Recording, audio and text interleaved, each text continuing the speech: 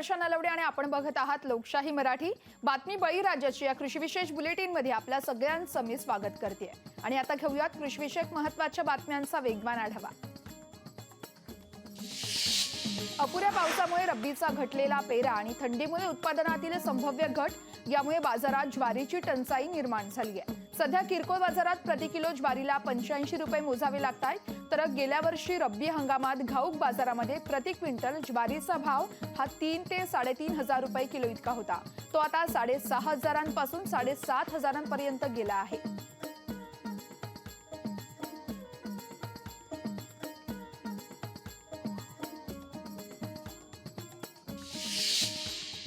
कोल्हापुरात ऊस उत्पादक शेतकऱ्यांनी राजू शेट्टींच्या धोरणांविरोधात एल्गार पुकारला आहे। कोल्हापूर जिल्ह्यात गेली 20 दिवस झालं वेगवेगळी ऊस आंदोलनं सुरू आहेत आणि त्या संदर्भात अजून कोणताही तोडगा निघालाच नाहीये। त्यामुळे सर्व ऊस उत्पादक, वाहनधारक तसेच ऊस तोडणी कामगार आणि शेतमजुरांचं मोठ्या प्रमाणात नुकसान होत आहे। त्यामुळे कोल्हापुरात ऊस उत्पादक कृती समितीच्या वतीनं शिरोळ तहसील कार्यालयावरती बेमुदत ठिय्या आंदोलन करण्यात आलंय। कारखानदारांच्या सांगण्यावरून शेतकऱ्यांच्या आंदोलनात फूट पाडण्याचं काम करू नका असं म्हणत स्वाभिमानीचे युवक प्रदेशाध्यक्ष दामू अण्णा इंगोले यांनी सदाभाऊ खोत यांच्यावर निशाणा साधलाय। सदाभाऊ खोत यांनी राजू शेट्टी यांना ऊस दराबाबत आव्हान दिलं होतं, त्यानंतर स्वाभिमानीकडून देखील आता त्यांच्यावर जोरदार टीका केली जातीये। भंडाऱ्यातील धान खरेदी केंद्र सुरू न झाल्यानं शेतकऱ्यांची दिवाळी अंधारात गेली आहे। उपमुख्यमंत्री देवेंद्र फडणवीस यांनीही भंडारा जिल्हाधिकाऱ्यांना फटकारलंय, तर भंडाऱ्यातील शासन आपल्या दारी या कार्यक्रमात फडणवीसांनी जिल्हाधिकाऱ्यांना सूचना देत सर्वच धान खरेदी केंद्र तात्काळ सुरू करण्याच्या सूचना दिल्यात। तर आतापर्यंत केवळ 40 धान खरेदी केंद्र सुरू झाल्याची माहिती समोर येते। अमरावती लगत असलेल्या नांदगाव पेठ MIDC मध्ये रतन इंडिया प्रायव्हेट लिमिटेड वीज निर्मिती प्रकल्पातून दररोज शेकडो क्विंटल केमिकलयुक्त राख बाहेर पडतीये। त्या राखेची विल्हेवाट लावण्यासाठी ज्या लगतच्या पिंपळविहीर गावातील एका खासगी खदानमधील पाण्यात ही राख टाकण्यात येते, त्यामुळे परिसरातील 4 गावांमधील सर्वच शेतकऱ्यांनी याला विरोध केलाय। ही खदान 160 फूट खोल असून संपूर्ण पाण्यानं तुडुंब भरली आहे। त्यामुळे परिसरातील शेतकऱ्यांच्या विहिरीचं, बोरचं पाण्याचं स्त्रोत हे बंद पडत असून हे पाणी शेतीला आता वापरणं योग्य असून या राखेमुळे हे पाणी केमिकल युक्त करत असल्याचा आरोप शेतकऱ्यांकडून केला जातोय। परभणीत बाजार समितीच्या TMC यार्डमध्ये कापूस खासगी व्यापाऱ्यांमार्फत जाहीर लिलावाद्वारे कापूस खरेदी सुरू करण्यात आली आहे। शेतकऱ्यांनी कापूस विकण्यास आणण्यावेळी ओला कापूस न आणता स्वच्छ आणण्याचं आवाहन बाजार समितीचे सभापती पंढरीनाथ घुले यांनी केलंय। तर कापसाला पहिल्याच दिवशी 7,500 रुपयांचा दर देखील मिळाला आहे। सध्या चाऱ्याचे दर गगनाला भिडले, त्यामुळे गोशाळा चालवणं देखील जिकिरीचं बनलंय। त्यामुळे आता खिशातूनच खर्च करावे लागतोय, तर गोशाळा चालवण्यासंदर्भात पंचायत झाली आहे। सध्या पैठण तालुक्यातील काही भागांमध्ये पाणी टंचाई निर्माण झाली आहे, तसेच चारा टंचाई देखील निर्माण झाली आहे। ना नफा ना तोटा तत्वावरती चालणाऱ्या गोशाळांना चारा टंचाईमुळे संकटाचा सामना करावा लागत असल्याचं पारसनाथ गोशाळेचे परमेश्वर नलावडे यांनी सांगितलं आहे। अमरावती जवळच्या वलगावमध्ये दूध विक्री करणारा तरुण चक्क डेअरीमधील पॅकेटचे दूध हे आपल्या कॅनमध्ये टाकतानाचा धक्कादायक प्रकार कॅमेऱ्यात कैद झालाय। अनेक ठिकाणी दुधामध्ये भेसळ होत असताना पाहायला मिळते आणि आपल्या लहान मुलांसाठी शहरी भागातील नागरिक ग्रामीण भागातून येणाऱ्या किंवा आपल्या परिसरातील गाई म्हशी पालन करणाऱ्यांकडून महागड्या दरात दूध खरेदी करतात। मात्र आता नागरिकांची लूट होत असल्याचं बघायला मिळतंय। जिद्द आणि चिकाटीच्या बळावर शेतकऱ्यानं माळरानावरती सीताफळीच्या 3 एकर बागेतून वर्षाकाठी 3 ते 4 लाख रुपयांचं उत्पन्न घेण्याचा यशस्वी प्रयोग केलाय। नायगाव तालुक्यातील कोकले गावचे किशन जुन्ने यांनी केलेल्या या यशस्वी प्रयोगाची परिसरात चर्चा होतीये, तर पाहणी करण्यासाठी अनेक शेतकरी भेटी देऊन शेतीविषयी त्यांच्याकडून माहिती देखील जाणून घेत आहेत। इगतपुरी तालुक्यातील कुशेगावी दाखल झाले होते, तर पालकमंत्री दादा भुसे, विधानसभा उपाध्यक्ष नरहरी झिरवळ तसेच स्थानिक आमदार हिरामण खावसेकर उपस्थित होते। ड्रोनद्वारे नॅनो युरिया फवारणी कशी केली जाते यावेळी त्यांच्याकडून पाहणी करण्यात आली आहे।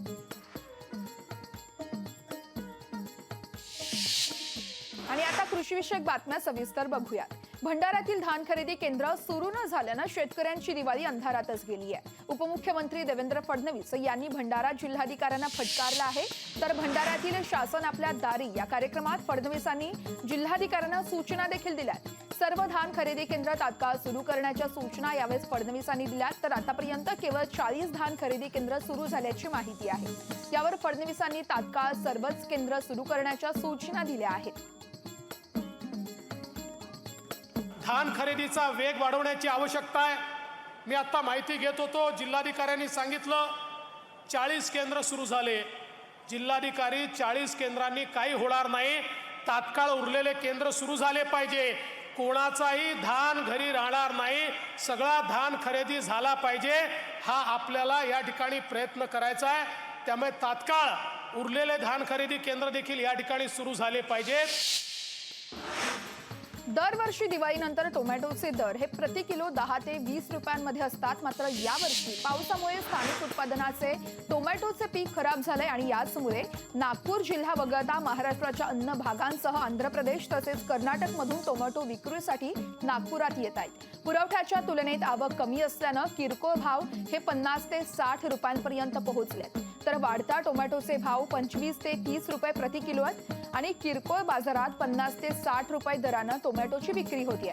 या संदर्भात नागपूरच्या धरमपेठ बाजारातून आढावा घेतलाय आमच्या प्रतिनिधी कल्पना नळसकर यांनी। आपण तो पाहूया। पाठोपाठ आता टोमॅटो ही रडावायला लागलाय, कारण की टोमॅटोचे दर आता 60 ते 70 रुपये किलो झालेले आहे। दिवाळीनंतर साधारणतः याच टोमॅटोचे दर जे आहेत ते खाली येतात आणि 10 ते 20 रुपये किलो इतके दर असतात। पण हे किरकोळ बाजारामध्ये आपण आहे धरमपेठच्या आणि याच्यामध्ये या टोमॅटोचे दर जे आपण पाहिलं किरकोळ बाजारामध्ये तर 60 ते 70 रुपये किलो आहे। काय त्याच्या मागचं कारण आहे हा भाजी विक्रेते आपल्याकडे त्यांच्याकडनं जाणून घेणार आहोत। दादा, दिवाळीनंतर दर घसरतात टोमॅटोचे, पण यावेळेस ते जसं दिसत नाही, का वाढलेले आहेत भाव? हे आवकमुळे कमी रेट जास्त आहे मॅडम। यावर्षी या शेतकरी लोकांनी टोमॅटो कमी लावले आहे, कारण दरवर्षी टोमॅटो भरपूर येतात तर गाईला चारा लागते। यावर्षी कमी लावले आहे म्हणून आवक कमी आहे, त्याच्यामुळे रेट वाढले आहे। तर हे दर कधी कमी होतील आता हे तर माहीत नाही मॅम कधी होतील। किती म्हणजे किती आवक कमी आहे दरवर्षीपेक्षा? 10-20 गाड्या होत होती तर 5-10 गाड्या येते, त्याच्यामुळेच। तर वाढतील भाव की कमी होतील? कमी होतील ना, लोकल टोमॅटो जर जास्त आले की कमी होतील रेट। आता कुठनं येतात सध्या? महाराष्ट्रात येते का? बाहेरून येत आहे टोमॅटो, कुठनं येतात? आता पंढरपूर, नाशिक, बुलढाणा इकडून येत आहे। आणि त्यामुळे आता दिवाळीनंतर जे दर कमी होतात टोमॅटोचे ते मात्र कमी झालेले नाही, कारण की आवक कमी आहे। एक तर पावसामुळे जे आहे ते शेतकऱ्यांचा माल देखील खराब झाले आहे। आता जो टोमॅटो लावला आहे तो मार्केटपर्यंतमध्ये येईल, त्यानंतर आवक कुठेतरी कमी वाढेल आणि भाव जे आहेत ते कमी होतील, कारण हे जे टोमॅटो आहे ते बाहेरनं मागवले जातात, त्याच्यामुळे दर कुठेतरी चढते आहेत ते दिसून येत आहे। कल्पना नळसकर, लोकशाही मराठी, नागपूर। तर अपुऱ्या पावसामुळे रब्बीचा घटलेला पेरा आणि थंडीमुळे उत्पादनातील संभाव्य घट यामुळे बाजारामध्ये ज्वारीची टंचाई निर्माण झाली आहे। सध्या किरकोळ बाजारात प्रति किलो ज्वारीला 85 रुपये मोजावे लागत आहेत। तर गेल्या वर्षी रब्बी हंगामात घाऊक बाजारात प्रति क्विंटल ज्वारीचा भाव हा 3 ते 3.5 रुपये किलो इतका होता। तर त्यानुसार आता 6,500 पासून 7,500 प्रति क्विंटल ज्वारीचा भाव गेल्याचं बघायला मिळत आहे।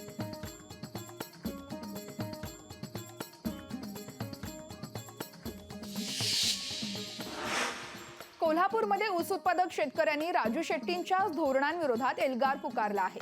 कोल्हापूरमध्ये जिल्ह्यामध्ये गेल्या 20 दिवसांपासून वेगवेगळी ऊस आंदोलनं होतात, त्या संदर्भात अजून कोणताही तोडगा निघालाच नाहीये। त्यामुळे सर्वच ऊस उत्पादक तसेच वाहन चालक आणि ऊस तोडणी कामगार आणि शेतमजुरांचं मोठ्या प्रमाणात नुकसान होत आहे। त्यामुळे कोल्हापुरात ऊस उत्पादक कृती समितीच्या वतीनं शिरोळ तहसील कार्यालयावरती बेमुदत ठिय्या आंदोलन करण्यात आलंय। हा ऊस पाहिजे, शेत आमची मोकळी झाली पाहिजेत, ह्या विचारायचे आहे। तुम्ही जर आंदोलन करत असाल तर थांबा, आता थांबावं लागेल आणि आमचा ऊस पाहिजे। आणि आता हे तुम्ही कामगारांना का भेटत असता, तुम्ही शेतकऱ्यांना काय ठेवतात? तुम्ही आता तुमचं आंदोलन फरफटत गेलं आहे, तुमचं आंदोलन दिशाहीन झालेलं आहे। तुम्ही आत्ता तुमची आणि कारखानदाराची आणि प्रतिष्ठा निर्माण केला तुम्ही. या विषयावर मुद्द्यावर फक्त तुम्ही प्रतिष्ठा केला, तुम्ही घेतल्याशिवाय सोडत नाही म्हणता. त्यांनी काय देत नाहीत, कलेक्टरनं जाहीर केलं आहे तुम्हाला देता येत नाही. मग तुम्ही देता येत नाही म्हणतं तर आम्ही बी शेतकरी आहे, आम्हाला बी काहीतरी मागचं मिळालं पाहिजे, ही आमची प्रामाणिक भावना आहे. खरं पाहिलं तर आता राव शेट्टींच्या बालेकिल्ल्यात हे आंदोलन चालू आहे. इथं उत्स्फूर्त शेतकऱ्यांचा इथं पाठिंबा आहे, सर्व शेतकरी बांधव. आणि तसा विषय गेला तर कारखान्याचे कामगारांचा सुद्धा आता कारखाना चालणार आहे 3 महिने आणि याने 9 महिने बसून पगार कारखान्याला द्यावा लागणार आहे. त्याचाही यांनी विचार करायला पाहिजे. कामगारांच्या रोजीरोटीचा प्रश्न आहे, गबाळ जे आलं आहे त्या गबाळांच्या बैलांच्या वैरणीचा प्रश्न आहे, त्यांच्या खाण्यापिण्याचा प्रश्न आहे. तरी ताबडतोब शासनानं कारखाने ताबडतोब चालू करावा. आम्ही शेतकरी ऊस घालायला तयार आहे.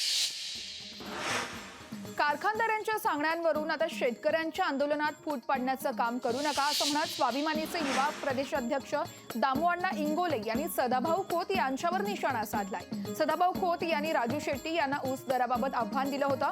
त्यानंतर स्वाभिमानी शेतकरी संघटनेकडून सदाभाऊ खोत यांच्यावर जोरदार टीका केली जातीये. सदाभाऊ खोत म्हणतात मागच्या वर्षीचे 400 रुपये व या वर्षीच्या उसाला 3500 रुपये जर भाव मिळाला तर मी निवडणूक लढणार नाही. माझं त्यांना विचार नाही, तुम्हाला नेमका कोणता पक्ष तिकीट देणार आहे? बीजेपीच्या कुठल्या कोपऱ्यात आपलं नाव तरी आहे का? आणि आपला मतदारसंघ कोणता हे तर एकदा सदाभाऊ लोकांना सांगा. म्हणजे उगाच हास्यास्पद काहीतरी बोलायचं म्हणून बोलायचं हा धंदा बंद करा. आणि राहिला राजू शेट्टी साहेबांचा विषय, तर जनता त्यांच्या पाठीमागं आहे हे आंदोलनातून सिद्ध झालेलं आहे. लोक थोडी सुद्धा थांबवलेले आहेत. म्हणजे याचा अर्थ राजू शेट्टी साहेबांच्या मागं शेतकरी ठामपणे उभा आहे. म्हणून आम्हाला तुमच्या घर बसल्या पाठिंब्याची गरज नाहीये, तुमचा पाठिंबा तुम्हाला लखलावे. अमरावती लगत असलेल्या नांदगाव पेठ MIDC मध्ये रतन इंडिया प्रायव्हेट लिमिटेड वीज निर्मिती प्रकल्पातून दररोज शेकडो क्विंटल केमिकल युक्त राख बाहेर पडते. त्या राखेची विल्हेवाट लावण्यासाठी त्या लगतच्या पिंपळविहीर गावातील एका खासगी खदानमधील पाण्यात ही राख टाकली जाते आणि त्यामुळेच परिसरातील 4 गावांमधील सर्वच शेतकऱ्यांनी याला मात्र आता विरोध केलाय. ही खदान 160 फूट खोल असून संपूर्ण पाण्यानं तुडुंब भरली आहे. त्यामुळे परिसरातील शेतकऱ्यांच्या विहिरीचे, बोरचे पाण्याचे स्रोत हे बंद पडत असून हे पाणी शेताला वापरण्यायोग्य असून हा राखेमुळे हे पाणी केमिकल युक्त करत असल्याचा आरोप शेतकऱ्यांकडून केला जातोय. आजूबाजूला सगळीची शेती आहे, त्यांच्याकडे आमच्या शेतीला पाणी इथून याचा आमचा विचार आहे. मोटर टाकायच्या DP जर बसून दिली तर आमच्या सगळी शेती इथली पाण्याखाली येऊन जाते. शेंदोळा, जळका, आजूबाजू सगळी शेती आहे इथंच आमची एवढी मागणी आहे का बा खदान बुजवली नाही पाहिजे. बुजवली नाही, शेतकऱ्याच्या कामामध्ये सगळ्यांनी मोटरी टाकल्या तर सगळे शेतकरी आमचे ओलताखाली येऊन जाते.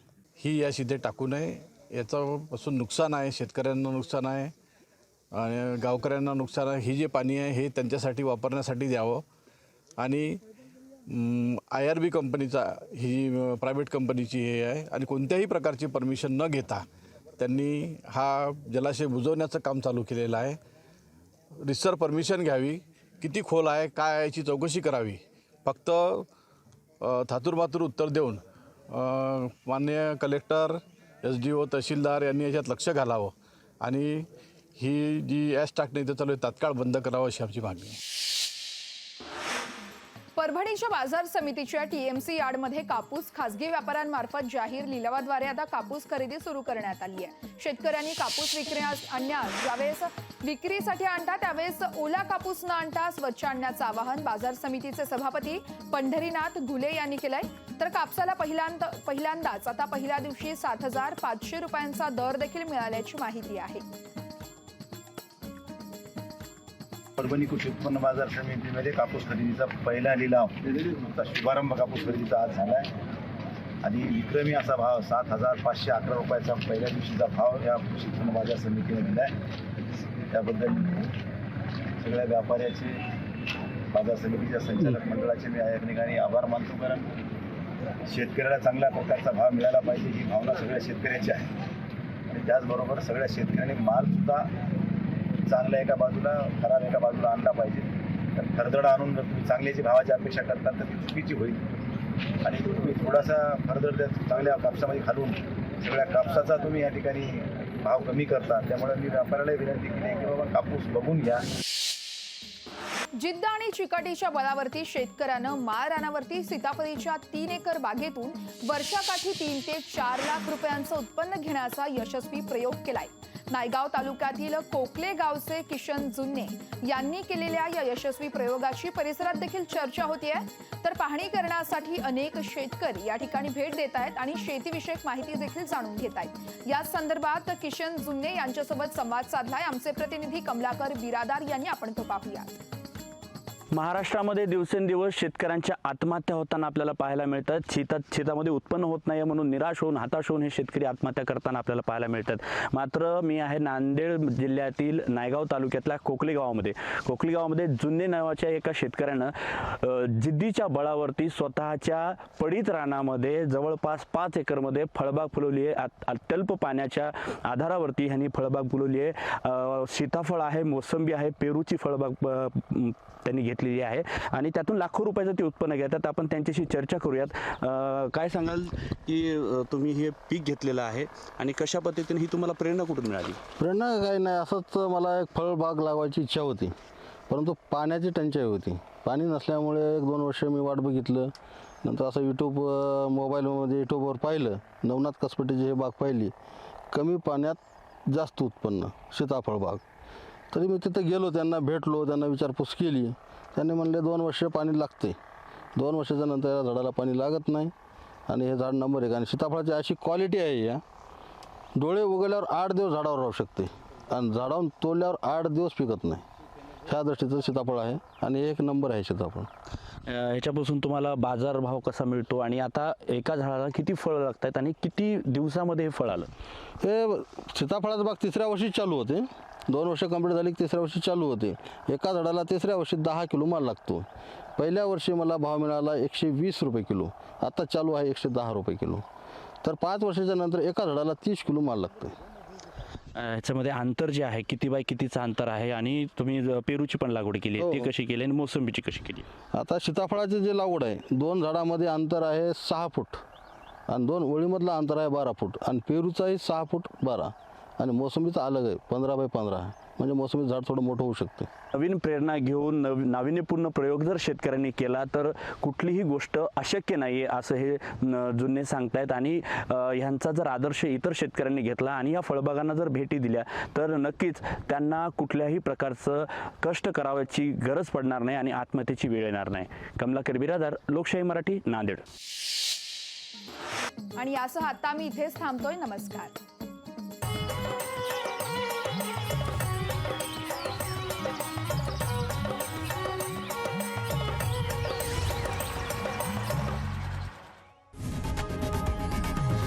लोकशाही मराठी ऐका, पहा, जागरूक रहा.